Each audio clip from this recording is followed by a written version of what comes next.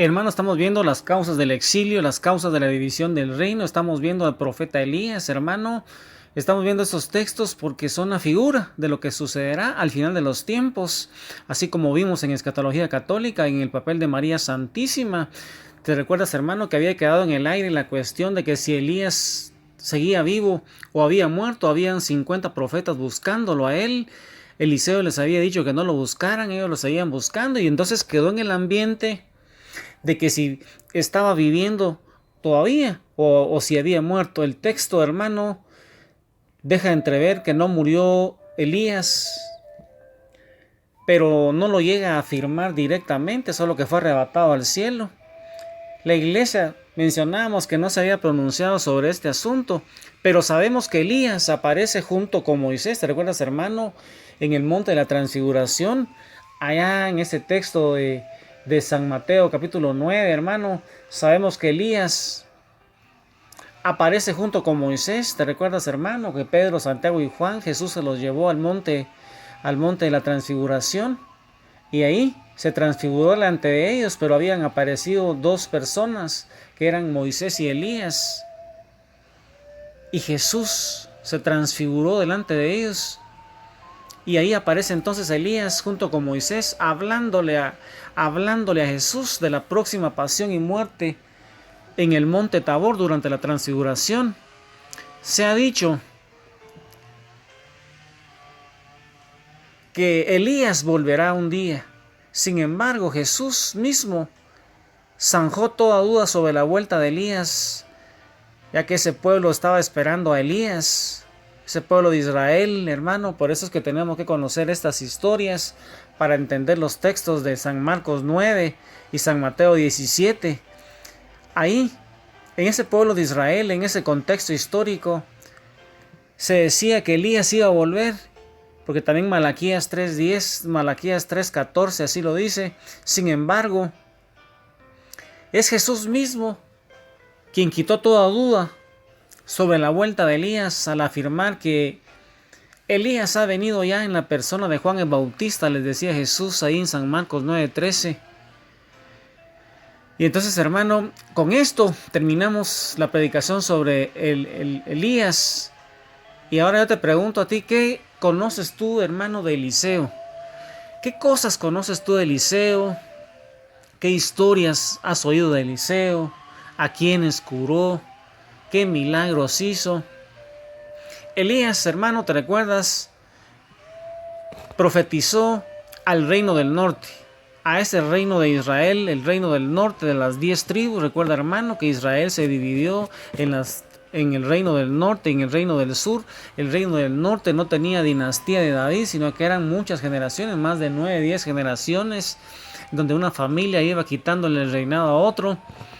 Y ante esa maldad de esos reyes, especialmente con Ahab, con Jezabel, les mandó nuestro Padre Celestial al profeta Elías. Y una de las funciones de Elías era imponerle las manos a Eliseo para ungirlo como profeta. Y entonces Eliseo profetizó para ese reino del norte y los exhortaba a mantenerse fieles al Señor. Y Dios hizo muchos milagros a través de Eliseo. Pero el más famoso milagro que conocemos es la curación de Naamán el sirio. Hermano, ¿te recuerdas cuando vimos sanidad física?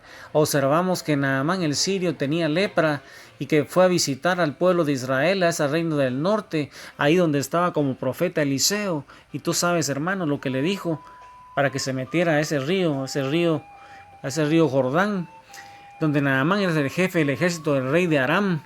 Naamán era sirio, hermano, era muy estimado y gozaba del favor del rey, porque Yahvé se había valido de él para conducir a la victoria el ejército de los arameos. Pero este valiente estaba enfermo de lepra. Y esa historia, hermano, la leímos en las predicaciones pasadas. Sin embargo, hoy quisiera proclamártela, hermano, y está en la Primera de Reyes, capítulo 5. Ahí, en la Primera de Reyes, capítulo 5, nos va a decir del 2 al 15. Está la historia de Naamán el sirio. Y entonces te voy a decir, hermano, el siguiente texto. Eliseo mandó un mensajero a decirle a Naamán: anda al río Jordán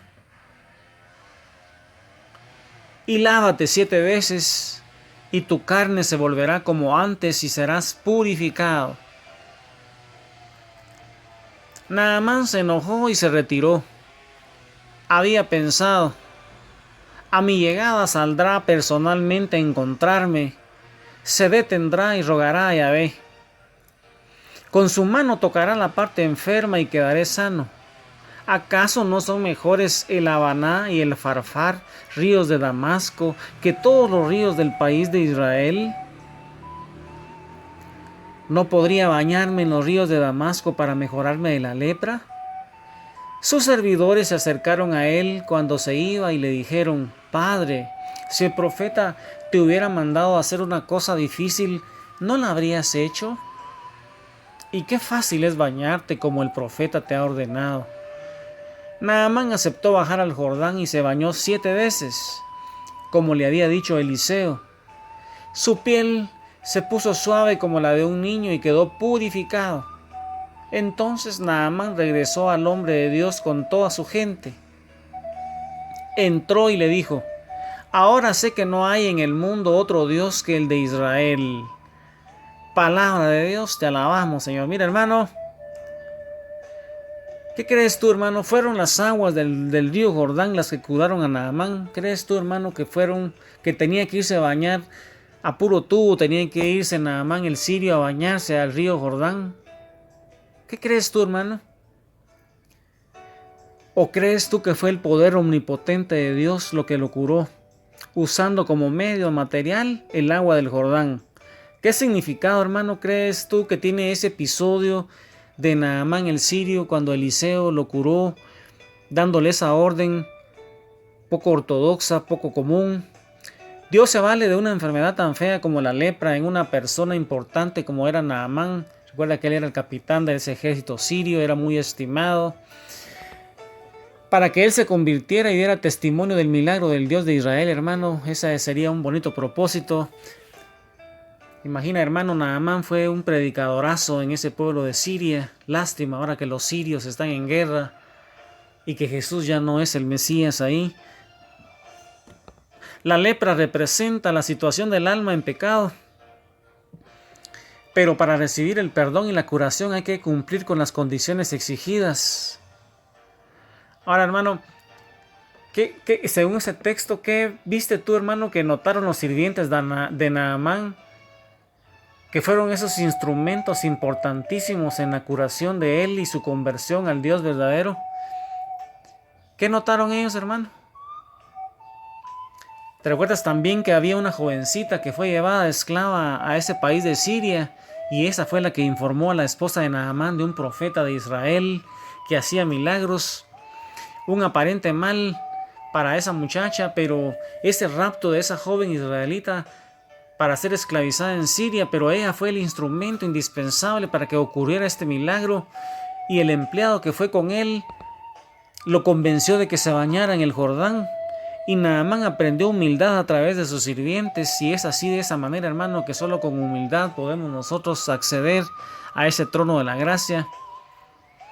¿Cuándo es mencionado este pasaje de Naamán, hermano, y Eliseo en el Nuevo Testamento, y también el de la viuda de Sarepta y Elías, hermano? ¿Te recuerdas tú, hermano, que también el Nuevo Testamento, los evangelios tienen, sobre todo el Evangelio de San Mateo, tienen muchos textos del Antiguo Testamento? ¿Cuándo te recuerdas tú, hermano, que se menciona ese pasaje de Naamán el sirio y Eliseo en el Nuevo Testamento, y el pasaje de la viuda de Sarepta y Elías, hermano? ¿Te recuerdas tú, hermano?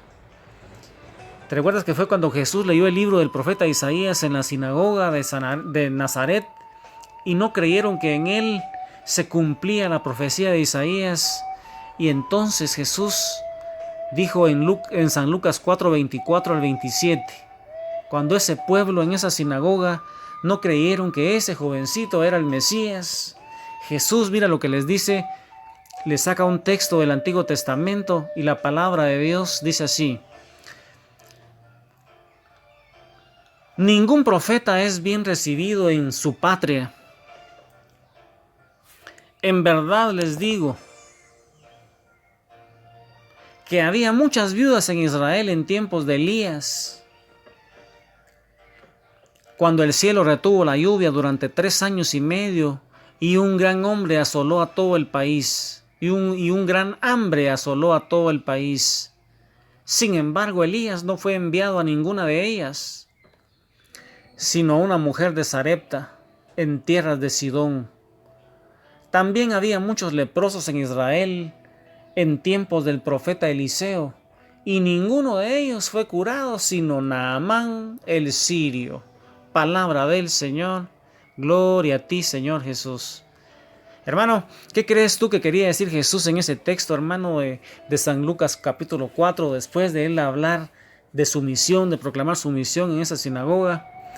Quería decir que los gentiles estaban más abiertos que los israelitas para recibir el mensaje de Yahvé.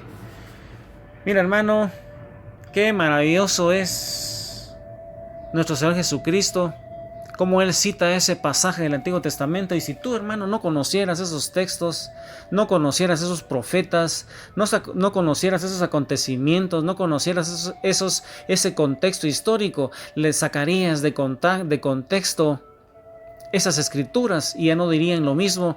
Y con María Santísima, la madre del segundo adviento, la madre del Mesías, la madre que nos dejó a nosotros nuestro Señor Jesucristo en la cruz del Calvario, en brazos de San Juan, con ella meditemos las enseñanzas, porque ella es la capitana del ejército que se está formando en ese movimiento sacerdotal mariano. Y espero, hermano, que tú seas un devoto de María Santísima, haciendo caso, formándote, porque Cristo viene, hermano, a juzgar a vivos y muertos.